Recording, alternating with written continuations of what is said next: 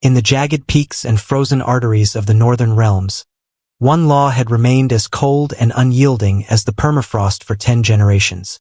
Packs endured, lineages thrived, and lone wolves were ghosts, biological errors to be shunned, exiled, or erased. The hierarchy wasn't considered an act of malice. It was the natural architecture of survival.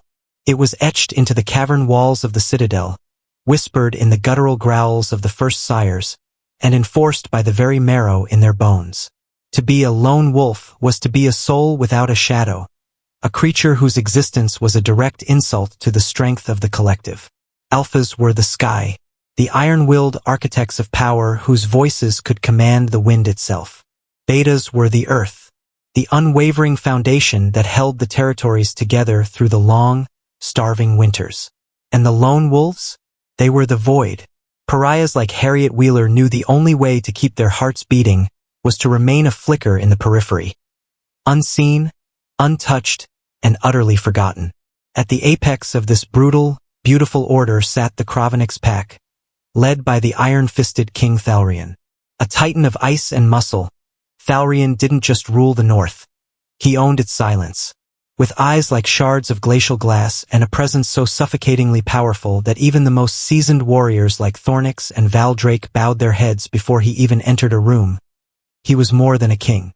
He was a living monument to the purity of the pack. In Thalrian's world, there was no room for hesitation, no room for the weak, and certainly no room for an outcast. This wasn't just tradition. This was the pulse of the northern realms, beating exactly as the Great Frost intended. Harriet Wheeler kept her chin tucked into the frayed collar of her cloak, a garment dyed the color of wet slate to match the shadows of the silver birch perimeter. To the thousands of wolves gathered for the Great Frost Summit, the air was thick with the scent of roasting elk and the heavy, musk-laden pheromones of high-ranking alphas. To Harriet, the air tasted of nothing but danger. She moved with a rhythmic, ghost-like gait, a skill honed by 2 years of sleeping with one eye open in the frost hollows. Every footfall was calculated to land on packed dirt rather than snapping twigs. In this world of tethered souls and pack bonds, her lack of a scent mark was her greatest weapon and her most damning evidence. To a passing beta, she was a flickering blur in the corner of their eye. To an alpha like Valdrake, she was a void that needed to be filled with teeth and iron. Valdrake stood atop a rise of black basalt, his silhouette cutting a jagged line against the bruised purple of the twilight sky. As the lead sentinel of the Kroveniks, his job was to sniff out the rot at the edges of the king's peace. Harriet watched him from behind a cluster of frost-rimed ferns. He was a mountain of scarred leather and predatory intent, his head swinging slowly from side to side like a great northern bear scenting a kill. Harriet felt the familiar, cold prickle of adrenaline at the base of her spine. Her silver hair, the very shade of the moonlight they all worshipped, was braided tight and shoved beneath a rough wool cap. If a single strand escaped, it would be a beacon. Silver hair was a mark of the old blood, a rarity that the packs claimed for their treasures, not for the scavengers who lived on pine nuts and stolen scraps. She wasn't here for the politics or the honey wine. She was here because the Vorithal River, the churning vein of ice that bisected the summit grounds, was the only way to bypass the guarded mountain passes to the southern reach. She needed to cross, and she needed to do it while the alphas were distracted by their own egos and ancient treaties. "Keep moving, ghost," she whispered to herself, the sound lost to the roar of the river in the distance. She skirted a row of supply wagons, her fingers grazing the rough wood. A group of Torvar warriors passed a dozen yards away, their boisterous laughter vibrating in the cold air. They spoke of the White Hope, the king's cub, as if the child's existence alone ensured 1,000 years of spring. Harriet felt a bitter twist in her gut. The world was celebrating a future she wasn't allowed to inhabit. As she reached the edge of the riverside meadow, the trees thinned, exposing her to the pale, unforgiving light of the rising moon. The Vorithal River appeared ahead, a chaotic ribbon of white foam and black water, screaming over boulders the size of houses. It was a beautiful, lethal border. She took a breath, the freezing air burning her lungs, and prepared to slip into the final stretch of shadows. She was Harriet Wheeler, the girl who didn't exist, and as long as she stayed in the dark, she was safe. But as she adjusted her grip on her pack, her eyes caught a flash of movement near the slippery, moss-slicked bank. A small, pale shape that didn't belong to the shadows. The small, pale shape near the water's edge wasn't a phantom or a trick of the moonlight. It was a miracle wrapped in snowy fur. A tiny vessel of pure, ancestral power that seemed to glow against the dark, slick stones of the Vorethil. Harriet froze, her breath hitching in her throat. The cub was barely 3 human years in age, a tumble of white fluff and oversized paws that moved with a clumsy, reckless grace. This was the white shadow of the north, the king cub. In a land where gray, black, and russet were the colors of survival, his stark white coat was a biological proclamation of his divinity.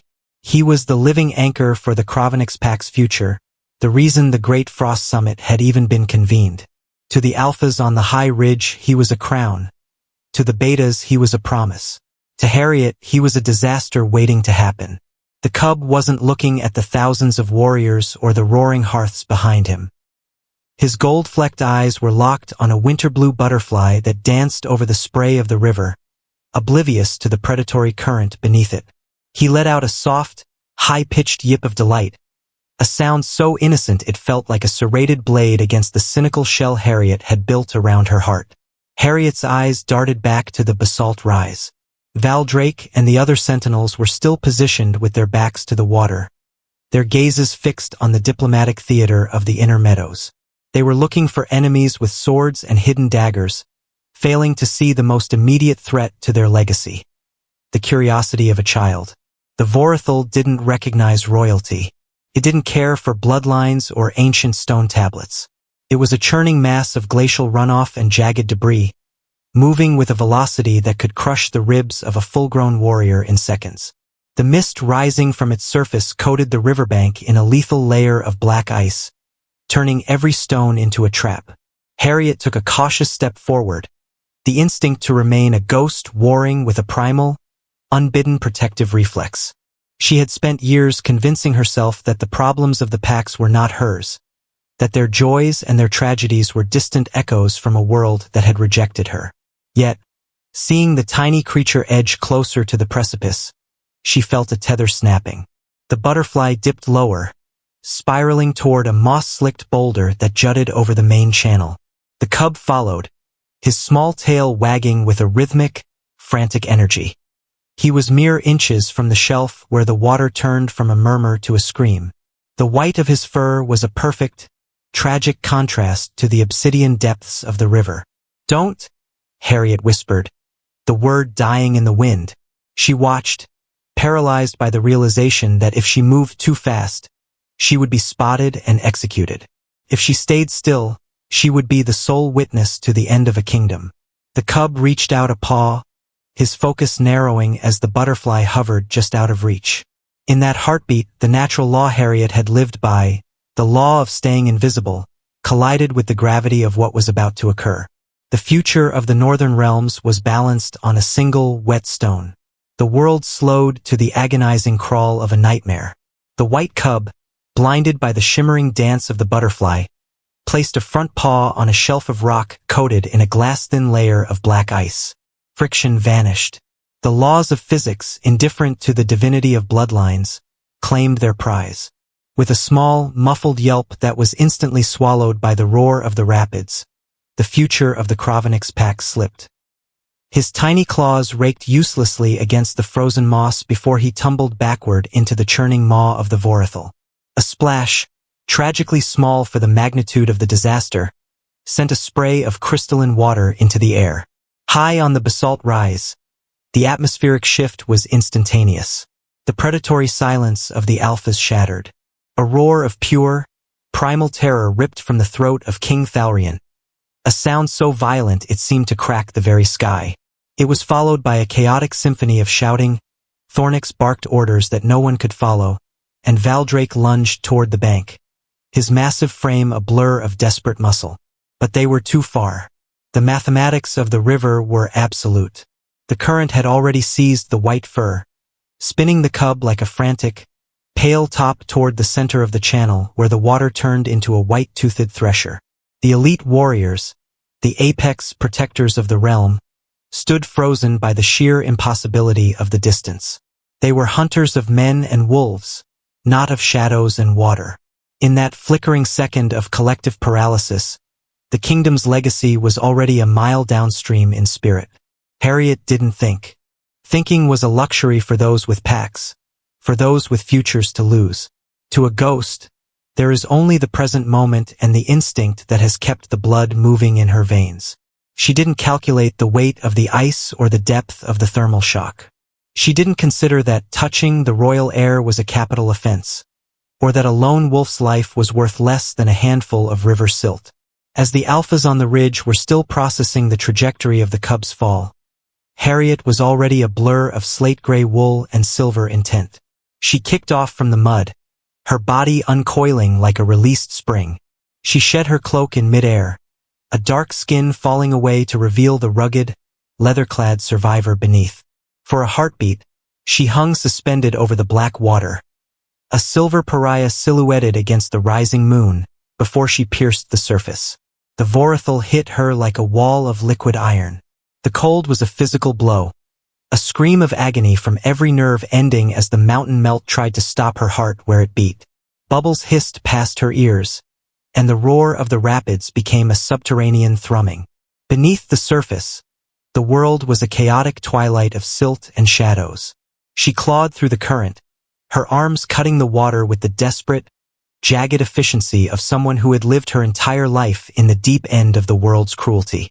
She surfaced once, gasping a lungful of freezing mist, and saw a flash of white fur bobbing 30 feet ahead, nearing a cluster of jagged boulders that would surely end the story.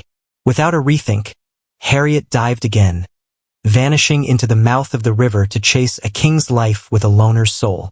The vorethal did not just flow, it hunted. Beneath the frothing surface, the river was a frantic machinery of pressure and stone, a mindless engine of mountain melt that sought to hammer the air from Harriet's lungs. Every stroke she took was a gamble against physics. The water was so cold it felt like liquid fire, a searing thermal shock that threatened to seize her muscles and turn her limbs into dead weight.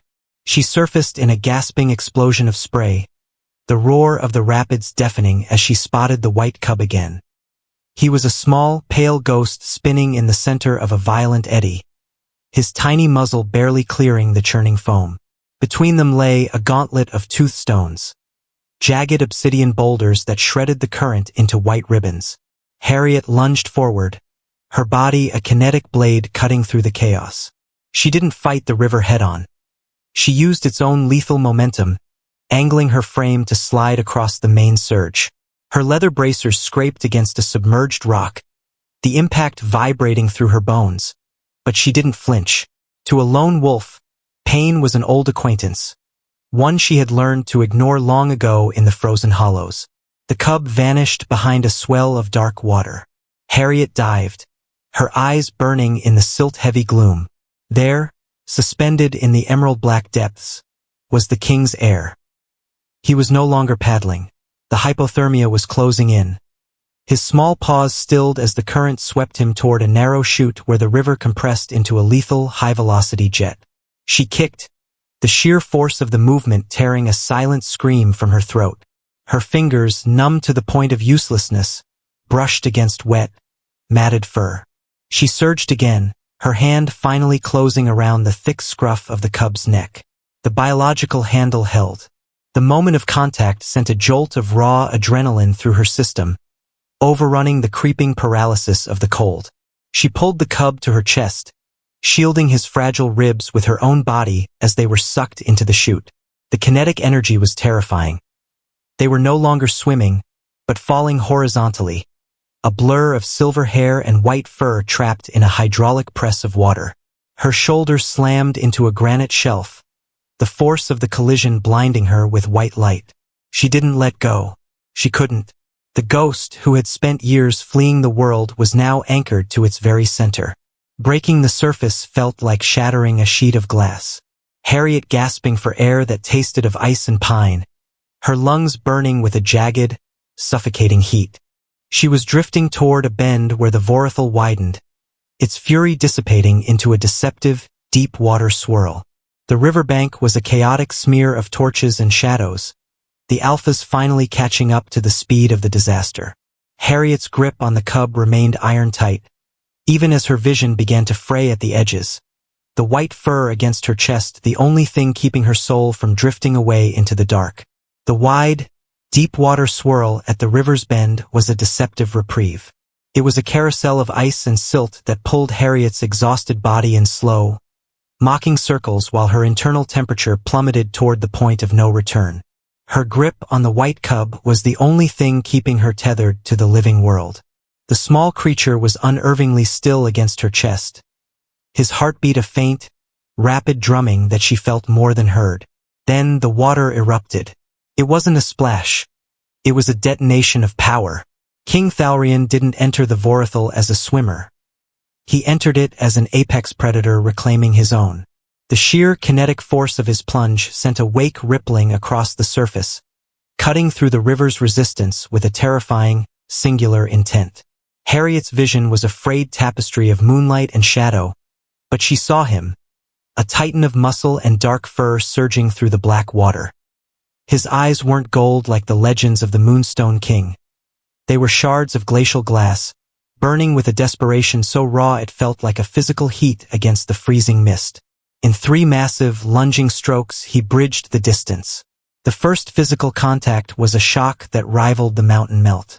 His hand, vast and calloused, clamped onto Harriet's shoulder with a strength that was both terrifying and absolute. It wasn't the touch of a savior. It was the grip of a god reclaiming a lost world. The heat radiating from his skin was a violent contrast to the liquid ice she had been submerged in, a biological fire that seemed to sear through her sodden leathers. "Give him to me," his voice rasping out, a low-frequency growl that vibrated through Harriet's very bones. She didn't let go immediately. Her fingers were locked in a rigor mortis of protective instinct. For a heartbeat, the lone wolf and the alpha king were locked in a strange, primal tug-of-war in the center of the vortex. She looked up, her silver hair plastered to her face in wet ribbons, and met his gaze. Up close, the god of the northern realms was terrifyingly human. His jaw tight with agony, his nostrils flared, his pupils blown wide with the terror of a father. Something in Harriet broke. The aggressive self-reliance that had been her armor for years crumbled under the weight of his desperate proximity. She loosened her grip, allowing Thalrian to take the white cub into the crook of his massive arm. He didn't pull away. Instead, his other hand slid from her shoulder to the back of her neck, pulling her toward him as he began to kick for the bank. He held her with the same possessive ferocity he held his heir, his body acting as a shield against the debris still swirling in the current. Harriet's head fell against his chest, the rhythmic thud of his alpha heart a thunderous cadence that drowned out the roar of the river. She was a ghost being held by the sun. As they neared the torchlit bank, Harriet realized the world she had spent years avoiding was no longer a distant shadow. It was the man holding her, and he wasn't letting go. The bank of the Vorethel was no longer a place of diplomatic posturing. It was a chaotic theater of steam and shadow. As Thalrian surged from the shallows, his massive frame shedding water like a dark, falling curtain, the gathered alphas of the council fell into a petrified silence. He carried the white cub in the crook of one arm, a pale, shivering miracle, but his other hand remained locked on Harriet's bicep, dragging the gasping girl onto the frozen mud with a possessive ferocity that defied every law of the north. Thalrian collapsed to one knee, laying the cub upon a bed of dry moss. The child let out a sharp, hacking cough, a sound of life that broke the tension like a thunderclap. But as the king's focus shifted to the woman who had pulled his son from the maw, the torchlight revealed the true cost of the rescue. The snow beneath Harriet began to bloom with a dark, rhythmic crimson. Her rugged leathers were shredded at the shoulder and thigh, where the jagged obsidian of the toothstones had exacted their toll. A deep, jagged furrow ran the length of her forearm, the mark of a boulder she had used to shield the cub's head. The freezing river water had acted as a temporary tourniquet, but in the sudden warmth of the fires, her blood flowed freely, stark and vibrant against the white platinum of her wet hair. "You're bleeding?" Thalrian rasped, his voice a low vibration of shock. He reached out, his vast hands hovering over her injuries as if he could command the skin to knit together by sheer force of will. "It's just the river's tax," Harriet managed, her voice a thin, rattling reed. She tried to pull back, her aggressive self-reliance flaring even as her vision began to swim. She was an outcast. She didn't belong in the center of this golden circle of power. A shadow fell over them, cold and imposing. Elder Ashkaren of the Torver pack stepped forward, his eyes narrowing as they flicked from the bleeding girl to the king. Behind him, the high alpha of the Kroveniks, Thornix, stood with his hand on the hilt of his blade, his expression one of horrified confusion. "My king!" Ashkaron's voice was like grinding stones. "The cub lives, and for that the moon is thanked. But this creature, she is a loner. She has touched the royal air. She has shed blood upon the sacred summit grounds. She saved him, Ashkaren?" Thalrian growled, a sound that made the torches flicker. "By violating the unbreakable decree," Ashkaren countered, his gaze hardening. "A lone wolf has no place in the king's reach. By law, she should be executed for the very touch that saved him. To allow her to live is to invite the rot into the bloodline." A ripple of uneasy agreement moved through the council. Valdrake and the other sentinels shifted, their loyalty to the law warring with the raw, visceral reality of the girl's sacrifice. Harriet looked at the circle of powerful men, her heart thudding a slow, tired cadence. This was the world she knew, the one that saw a wound and called it a crime. She began to struggle to her feet, her numbed fingers clutching the blood-soaked mud. She wanted to disappear back into the silver birch perimeter, to be a ghost once more. But as she moved, Thalrian's hand didn't release her. Instead, it slid up to her neck, his thumb tracing the line of her jaw with a terrifying tenderness that silenced the elder mid-sentence. "The law," Thalrian said, his glacial eyes locking onto Ashkaren with a promise of violence, "is whatever I say it is. And tonight, the law says she stays." The silence that followed Thalrian's declaration was heavier than the freezing fog rolling off the Vorithal. It was the silence of a collapsing world order. For 3,000 years, the distance between an alpha king and a lone wolf was an infinite abyss. Yet here stood Thalrian, his hands still anchored to Harriet's neck, his royal furs already staining with her outcast blood. "My king, consider the precedent," Ashkaren pressed, his voice tight with the desperate authority of the old guard. "The citadel has never housed a ghost. Its stones are consecrated to the pack. To bring her within the gates is to break the seal of our ancestors." Thalrian didn't look at the elder. His gaze remained fixed on Harriet, watching the way her pupils blown wide with shock and the slow, rhythmic tremors racking her frame. He could feel the jagged heat of her fever beginning to rise against his palm, a biological protest against the river's ice. "The seal was broken the moment my guards stood like statues while my son was claimed by the current." Thalrian's voice didn't rise, but it carried a resonant, vibratory power that made the nearby beta sentinels lower their heads. "You speak of ancestors and stones. I speak of the breath in my son's lungs. If the citadel is too holy for the woman who saved the future of the Kroveniks, then it is too hollow for me." A collective gasp rippled through the gathered Torver and Kroveniks warriors. Thalrian swept Harriet upward into his arms in one fluid, explosive motion. The movement was so sudden that Harriet let out a soft, broken sound of surprise, her head lolling against the hard muscle of his shoulder. She was weightless to him, a slip of silver and shredded leather, but to the council, she was a mountain of political scandal. "Thornix," the king barked, the command cutting through the murmurs like a blade. "Clear the path to the high gate. Inform the healers that they are to treat her with the same urgency as they would my own mate. Any hand that hesitates, any voice that whispers of her rank, will answer to my claws before the moon sets." Thornix hesitated for a heartbeat, his eyes darting to the glowering Ashkaren, before the sheer gravity of Thalrian's stare forced his hand to his heart in a sharp salute. "By your will, Alpha King."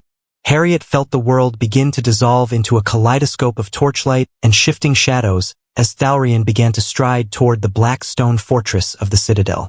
The aggressive self-reliance that had been her only companion for years screamed at her to fight, to jump down and run back into the safety of the dark woods. But her body was a traitor, sinking into the unnatural warmth of the man who ruled the north. As they passed through the massive iron-bound gates, the heavy thud of the closing timber echoed like a funeral bell for her old life. She was no longer a ghost in the trees. She was a debt that the king intended to pay in full. Behind them, the council stood in the snow, their ancient laws melting under the heat of a king's gratitude, while inside the citadel, the scent of medicinal herbs and stonefire rose to meet the girl who had changed the north without a rethink. The air in the royal wing of the citadel did not taste of damp earth or fear. It tasted of dried lavender, cedarwood, and a strange, heavy warmth that Harriet's body struggled to compute. When she finally opened her eyes, the harsh, white glare of the northern sun was filtering through arched windows of leaded glass, illuminating the dust motes dancing over a bed of furs so thick they felt like a trap. She tried to sit up, a sharp hiss escaping her teeth as the movement pulled at the stitches along her forearm. The aggressive self-reliance that had kept her alive for 2 years screamed at her to find a window, a vent, any way back to the shadows. But as she shifted, a soft, rhythmic huffing sound caught her attention. Curled against her hip, his snowy fur a stark contrast to the dark charcoal of the blankets, was the king cub. He wasn't asleep. His gold-flecked eyes were wide and alert, watching her with a proprietary intensity that suggested he hadn't moved since they'd crossed the threshold of the high gate. When he saw her stir, he let out a tiny, authoritative yip and crawled further onto her chest, his small weight anchoring her to the mattress. "You're supposed to be with the healers, little shadow," Harriet whispered, her voice a dry rasp. The cub responded by licking her chin, his tongue warm and sandpaper rough, before tucking his head under her jaw. It was a claim, a biological marking that ignored every law of the 17 territories. To the cub, she wasn't a pariah. She was the one who had reached into the dark and pulled him back. "He hasn't left you for more than a minute." A low, resonant voice rumbled from the corner of the room. Harriet's head snapped toward the sound. Thalrian stood by the hearth, the flickering orange light tracing the jagged, powerful lines of his silhouette. He had shed his heavy traveling leathers for a simple tunic of dark wool, but the shift in attire did nothing to diminish the suffocating gravity of his presence. He crossed the room with that liquid, predatory grace, stopping at the edge of the bed. "The healers say your fever has broken," he said, his eyes scanning her face with a scrutiny that felt like a physical touch. "But your body is still fighting the Vorathal's chill." "I should go," Harriet managed, her fingers twisting in the furs. "The council, Ashkaran. They won't let this stand. I'm a ghost, Thalrian. You can't keep a ghost in a stone house." Thalrian leaned forward, his hand coming to rest on the carved headboard, effectively boxing her in. The heat radiating from him was a silent, insistent force, making the skin on Harriet's neck tingle despite the cool room. Up close, the glacial glass of his eyes had softened into something deeper, something like a molten amber that threatened to melt the last of her defenses. "Let them howl at the moon," Thalrian said, his voice dropping to a rough, intimate register that made her pulse stutter. "My son has chosen you, and I am beginning to realize that the law was written by men who had never seen a miracle." His hand moved, his thumb tracing the bandage on her arm with a tenderness so unexpected it made her breath catch. The distance between the king and the outcast had vanished, replaced by a tension so thick it felt like the air before a lightning strike. Harriet looked from the cub to the man, realizing with a surge of terror that she wasn't just recovering. She was being claimed by the very son she had spent a lifetime avoiding. The doors of the high council chamber didn't swing open. They groaned, a heavy, tectonic sound that echoed through the vaulted ribs of the citadel. Harriet walked a step behind Thalrian, her silver hair now unbound and cascading over a tunic of Kravenix blue. The white cub trotted at her heel, his small head held high, his presence a living shield against the wall of icy glares that met them. Elder Ashkaran stood at the center of the obsidian dais, his face a mask of weathered fury. Beside him, representatives from the Torver and Kravenix packs sat in a semicircle of rigid judgment. The air was thick with the scent of old parchment and cooling wax, the smell of laws that had survived 1,000 winters. Alpha King, Ashkaran's voice was a dry rattle. The summit is concluded. The girl has been healed. By every treaty signed since the first frost, she must be escorted to the perimeter and struck from the records. To keep her here is to declare war on our own history. Thalrian didn't stop until he reached the foot of the dais. He didn't bow. He stood with the terrifying stillness of a mountain, his hand finding Harriet's shoulder in a grip that was no longer a rescue, but a public staking of a claim. History is written by those who survive, Thalrian said, his voice a low-frequency hum that seemed to vibrate the floorboards. And my son survives because of her. You speak of treaties and boundaries as if they are stronger than the blood she spilled on the snow.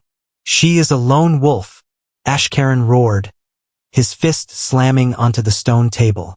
She has no pack, no mark. She is a ghost. Harriet felt the old impulse to flinch, to look for the nearest shadow and vanish. But then she felt the warmth of the cub leaning against her leg, and the steady, volcanic heat of Thalrian's hand. She realized, with a sudden, crystalline clarity, that the ghost had died in the Vorithal. The girl who had spent 23 years surviving was gone. In her place was someone who had stared into the maw of the north and refused to blink. She stepped forward, moving out from under Thalrian's hand to face the elder. The room went unervingly silent. A lone wolf speaking in the council chamber was a heresy, yet no one moved to stop her. I didn't dive for a reward, Harriet said, her voice steady and clear, ringing through the chamber like a silver bell. And I didn't dive because of your laws. I dove because the river didn't care about his rank, and neither did I. If your laws say that saving a child is a crime, then your laws are the only thing in this room that's dead. Thalrian's eyes blazed with a fierce, prideful amber. He stepped up beside her, his presence magnifying her own until the council seemed to shrink before them. The old law is buried in the silt of the Vorithal, Thalrian declared, his voice carrying the finality of a death sentence for the old world. From this moon forward, there are no ghosts in the Kravenix. Harriet Wheeler is not a guest. She is the heart of this pack, and anyone who challenges her position challenges the king. Ashkaran's mouth opened, but no sound came out. He looked at the cub, who was now baring his tiny teeth at the elder, then at the king and the silver pariah. The power shift was absolute. Harriet looked out at the shifting faces of the council and realized the greatest leap wasn't the one into the river. It was this staying. She wasn't just a survivor anymore. She was the anchor of a new era, the woman who had brought the sun into the frozen heart of the north. We have come to the end of this video. Did you find this story interesting? Let us know in the comments. Let us also know where you are watching from. Most importantly, do not forget to like this video and subscribe to the Cinem Corner channel.